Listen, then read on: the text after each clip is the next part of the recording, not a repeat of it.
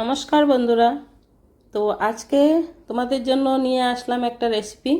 দেখো, এটা হলো পমফ্রেট মাছ।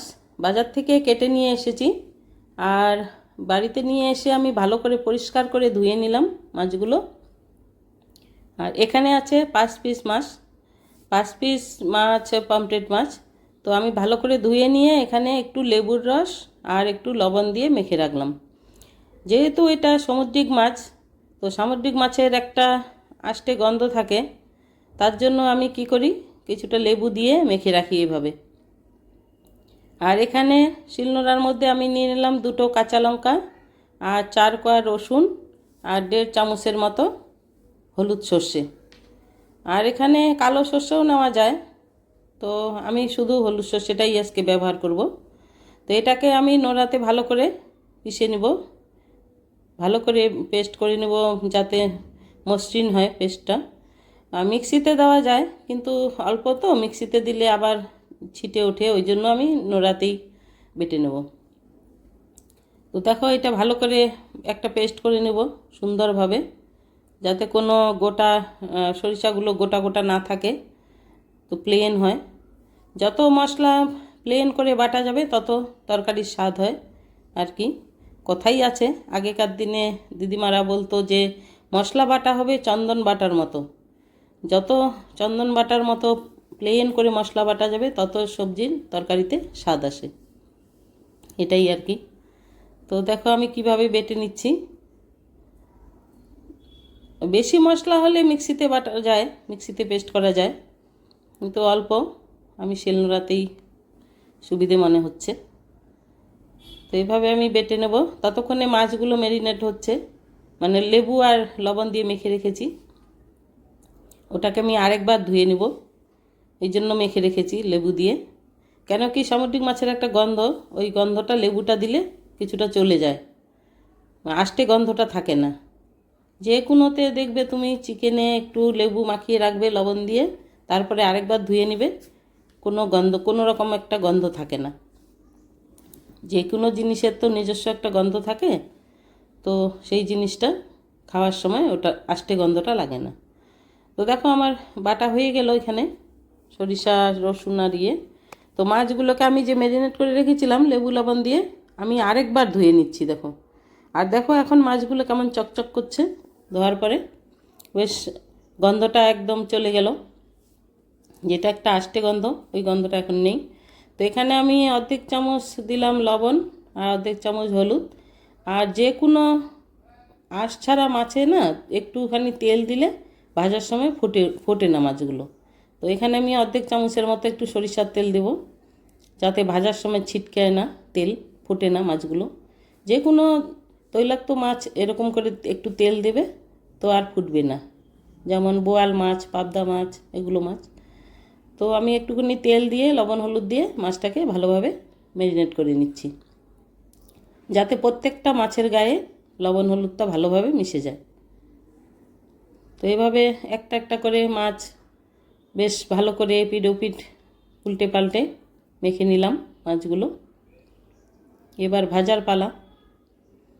তো এখানে গ্যাস ওভেনটা জ্বালিয়ে আমি ফ্রাই প্যানটা বসিয়ে দিলাম। ফ্রাই প্যানটা ভালোভাবে গরম হয়ে গেলে এখানে আমি সরিষার তেল দেবো 2 চামচের মতো, বড় চামচের 2 চামচের মতো তেল দেব। তো ফ্রাই প্যানটা গরম হয়ে গেছে, এখানে 2 চামচের মতো তেল দিলাম। তেলটা ভালোভাবে গরম হয়ে গেলে মাছগুলো ভেজে নেব। আর আমি তো আগেই বলেছি তেলের মধ্যে 1 চুটকি আমি লবণ দিয়ে দিই, যাতে মাছগুলো ভেঙে না যায়। তো তেলটা গরম হয়ে গেলে ভালোভাবে একটুখানি লবণ দিয়ে আমি মাছগুলো এখানে দিয়ে দিলাম। তো একটুখানি জায়গা বানিয়ে 5টা মাছ একবারেই দিয়ে দিলাম, কেন কি হয়ে যাবে। একটু জায়গা বানিয়ে নিলাম, নিয়ে ওখানে আরেকটা মাছের জায়গা করে নিলাম।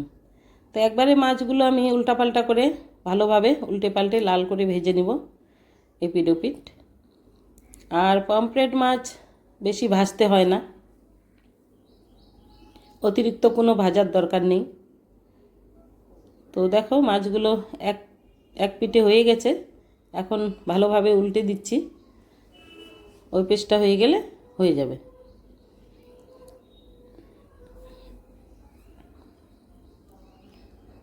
তো মাছগুলো হয়ে গেল, এক পাশে ভাজা, আরেক পাশে ভাজা হলে হয়ে যাবে। আর যতই বলো এগুলো বরফের মাছ, সেজন্য একটু নরম। আর পমফ্রেট মাছটা খুবই নরম মাছ, বেশি এতে ঘাটাঘাটি করতে নেই, নাহলে ভেঙে যাবে। তো মাছগুলো দেখো ভাজা হয়ে গেল লাল লাল করে। বেশি যেহেতু ভাজতে হয় না, এপিট উপিট করে ভাজে নিলাম লাল লাল করে। তো ভাজা হয়ে গেল মাছগুলো এখন আমি তুলে নিচ্ছি। তো মাছগুলো তুলে নিয়ে এই ফ্রাই প্যানেই আজকে রান্না করব, এখানেই রান্না করব। এখানে আর কিছুটা তেল দিয়ে এখানেই রান্না করব। তো মাছগুলো তুলে নিলাম। দেখো মাছগুলো তুলে নেওয়ার পরে আরেক চামচের মতো তেল আমি এখানে অ্যাড করব। তো আরেক চামচের মতো আমি তেল অ্যাড করলাম। করার পরে এখানে হাফ চামচের মতো আমি দিয়ে দিলাম কালো জিরা। কালো জিরা মিন্স, যারা আমার হিন্দিভাষী বন্ধুরা, ওরা কালো জিরা হয়তো জানবে না, যেটাকে তোমরা বলো কলঞ্জি। কলঞ্জিকে আমরা বাংলাতে কালো জিরা বলি। ওটা দিলাম হাফ চামচ। দিয়ে এখানে ছোট একটা মিডিয়াম সাইজের পেঁয়াজ আমি কুচিয়ে রেখেছি, এই পেঁয়াজটা দিয়ে দিলাম। তো পেঁয়াজটা লাল লাল করে ভেজে নিয়ে আমি এর মধ্যে একটা দেবো না, ছোট সাইজের একটা টমেটো দেবো। বড় টমেটো হলে অর্ধেকটা, আর ছোট সাইজের হলে একটা গোটা। টমেটোটা বড় ছিল জন্য আমি অর্ধেকটা দিলাম। তো এখানে পেঁয়াজ আর টমেটো অর্ধেকটা দিয়ে দিলাম। এটাকে এখন একটু নেড়েচেড়ে ভেজে নিব ভালো করে, যাতে টমেটোটা ভাজা হয় ভালোভাবে, কোনো কাঁচা গন্ধ না থাকে। তো এটাকে ভেজে নিচ্ছি দেখো। আর মাছের ঝাল তো অতি সহজেই রান্না করা যায়, খুব সহজ রান্না, বেশি কোনো ঝুট ঝামেলা নেই। এখানে দিয়ে দিলাম দুটো কাঁচা লঙ্কা, আর কোয়ার্টার চামচ দিলাম এখানে কাশ্মীরি লঙ্কা একটু রঙের জন্য, আর কোয়ার্টার চামচ দিলাম এখানে হলুদ গুঁড়ো। দিয়ে সম্পূর্ণ মশলাগুলো আর পেঁয়াজ টমেটো লঙ্কাগুলোকে ভালোভাবে আমি ভেজে নিচ্ছি। তো ভালোভাবে যখন ভাজা হয়ে যাবে তখন আমি বাকি মশলাটা অ্যাড করব। তো দেখো এখানে ভালোভাবে ভাজা হয়ে গেছে, কোনো আর টমেটোর কাঁচা গন্ধ নেই। তো আমি যেটা সরিষা রসুন আর কাঁচা লঙ্কা বেটে রেখেছিলাম, সেই পেস্টটা আমি এখানে অ্যাড করলাম। তো পেস্টটা অ্যাড করার পরে একটু নাড়াচাড়া করতে হবে। এই জন্যই কি, সরিষাতে আমার 4 কোয়া রসুন ছিল, যাতে রসুনের কাঁচা গন্ধটা না থাকে, সেই জন্য একটু ভেজে নেব ভালো করে। আর যদি তোমরা সরিষাটাতে রসুন না দাও তাহলে আর ভাজার কোনো দরকার হয় না। তো রসুন আছে যেহেতু, তো কাঁচা গন্ধ একটা ছাড়তে পারে, সেজন্য একটু নেড়েচেড়ে নেব ভালো করে। আর দিয়ে দিলাম এখানে অল্প পরিমাণে লবণ, আর কয়েক দানা একটুখানি চিনি। যেহেতু ওটা ঝাল, তো একটু মিষ্টি মিষ্টি, আর 2-3 দানা মানে একটুখানি চিনি দিলে কি হয়, লবণটা ব্যালেন্স হয়। যে কোনো তরকারিতে একটুখানি চিনি দিলে লবণটা ব্যালেন্স হয়, তরকারির স্বাদটা অপূর্ব আসে। তো এখানে ওই লবণ আর চিনি দেওয়ার পরে একটু নেড়েচেড়ে আমি দিয়ে দিলাম জল কিছুটা মানে ছোটো 1 গ্লাসের মতো জল দিয়ে দিলাম।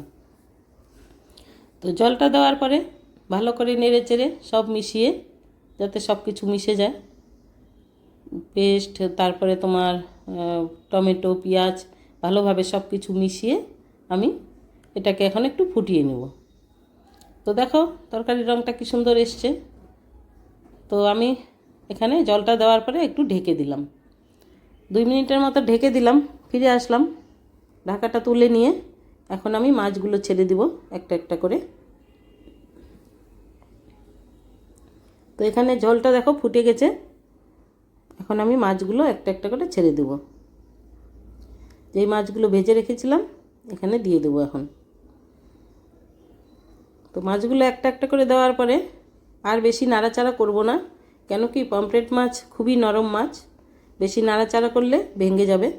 একটুখানি ঝোলের মধ্যে এভাবে ডুবিয়ে দিচ্ছি, কেন কি ঝোলটাতে ভালোভাবে মাছটা মিশে যাবে।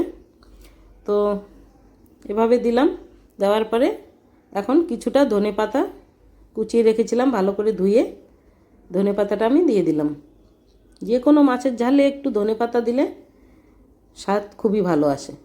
তো ধনেপাতাটা কুচিয়ে রেখেছিলাম সেটা দিয়ে দিলাম, দিয়ে এর মধ্যে এখন 1 চামচের মতো আমি সরিষার তেল উপর থেকে ছড়িয়ে দেব, কাঁচা তেল। তো কাঁচা তেলটা ছড়িয়ে দেওয়ার পরে কিছুক্ষণ নেড়ে চেড়ে, আর বেশি ঘাটাঘাটি করব না, কেন কি মাছটা খুবই নরম, একটুখানি উল্টাপাল্টা করে দিয়ে আমি মাছটা তুলে নেব। আর একটু ফুটতে দেব, যাতে কাঁচা ধনেপাতার গন্ধটা যাতে বেশ ভালোভাবে মিশে যায় মাছের সঙ্গে আর ঝোলের সঙ্গে। তো এভাবে খুন্তি দিয়ে না নেড়ে এভাবে ফ্রাই প্যানের হ্যান্ডেলটা ধরে একটু আমি ঝাঁকিয়ে দিলাম, যাতে মাছগুলো ভালোভাবে থাকে আর নাড়াও হয় আর ভেঙেও না যায়। তো এভাবে একটু 1-2 বার ঝাঁকিয়ে দিলাম, ঝোলটা ভালোভাবে ফুটে গেল। তো একটুখানি ফোটানোর পরে ধনেপাতার গন্ধটা যেন বেশ ভালোভাবে মিশে যায়, তারপরে আমি তুলে নেব। তো দেখো ঝোলটা বেশ ভালোভাবে ফুটছে এখানে, আর ধনেপাতাটা বেশ সেদ্ধ হয়ে গেছে, ফ্লেভারটা বেশ সুন্দর আসবে। আর এখানে আমি কিছুক্ষণের জন্য গ্যাস ওভেনটা বন্ধ করে দিয়ে ঢেকে রেখেছি। তো 2 মিনিটের মতো ঢেকে রেখেছি। 2 মিনিট পরে আমি ফিরে আসলাম। দেখো মাছটা তুলে দেখাচ্ছি তোমাদের কেমন হয়েছে। তো দেখো আমার রান্নাটা হয়ে গেল। আজকে রান্না হলো পমফ্রেট মাছের ঝাল। তো রান্নাটা তোমাদের কেমন লাগলো অবশ্যই জানাবে, আর এভাবে রান্না করে খেও তোমরাও। আর রান্নাটা যদি আজকের ভালো লেগে থাকে তাহলে অবশ্যই একটা লাইক দিবে আর কমেন্ট করে জানাবে কেমন হয়েছে, আর বন্ধুদের মাঝে শেয়ার করবে। আর যারা চ্যানেলে নতুন তারা সাবস্ক্রাইব করবে অবশ্যই। আমার আজকে এটা দ্বিতীয় রান্না এই চ্যানেলে। আর আমার ব্লগ চ্যানেল যে আছে ওখানেও সাবস্ক্রাইব করো তোমরা, ওখানেও দেখো ডেলি ব্লগ।